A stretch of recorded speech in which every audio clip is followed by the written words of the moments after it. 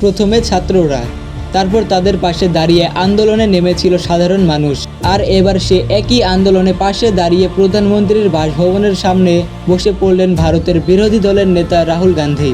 কিন্তু কয়েক মিনিটের মধ্যে বদলে যায় পুরো দৃশ্যপট। চারদিক থেকে ঘিরে ফেলে পুলিশ। মাটিতে বসে থাকা রাহুল গান্ধীকে ঘিরে শুরু হয় ধস্তাধস্তি। শেষ পর্যন্ত তাকে টেনে তুলে নেওয়া হয় পুলিশের গাড়িতে। তাহলে ভারতের ককরোচ জনতা পার্টির এই আন্দোলন কি শুধু শিক্ষা ব্যবস্থার সংকটে সীমাবদ্ধ নয়? তাহলে কি ভারতেও বাংলাদেশ, শ্রীলঙ্কা, নেপালের মতো সরকার পতন হতে চলেছে? দিল্লিতে চলমান আন্দোলন নতুন মোড় নিয়েছে। শিক্ষা ব্যবস্থায় অনিয়ম, প্রশ্নপত্র ফাঁস এবং শিক্ষামন্ত্রীর পদত্যাগের দাবিতে এর আগের দিন হাজার হাজার শিক্ষার্থী সংসদের দিকে মিছিল করে। সেই মিছিল ঠেকাতে পুলিশ লাঠিচার্জ এবং কাঁদানি গ্যাস নিক্ষেপ করে। বহু বিক্ষোভকারী আহত হয় এবং শত শত শিক্ষার্থীকে আটক করা হয়। এই ঘটনার একদিন পর প্রধানমন্ত্রী নরেন্দ্র মোদীর বাসভবনের সামনে অবস্থান কর্মসূচি পালন করেন কংগ্রেস দলের নেতা রাহুল গান্ধী এবং প্রিয়াঙ্কা গান্ধী এবং বিরোধী দলের আরও কয়েকজন নেতা।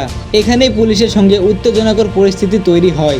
এখন দিল্লির প্রত্যেকটি মানুষ বুঝে গিয়েছে মোদি তাদের জন্য এবং পুরো দেশের জন্য হুমকি বয়ে আনছে। ভারতে গণতন্ত্র ততক্ষণই আছে যতক্ষণ আপনি মোদির বিরুদ্ধে কথা বলবেন না।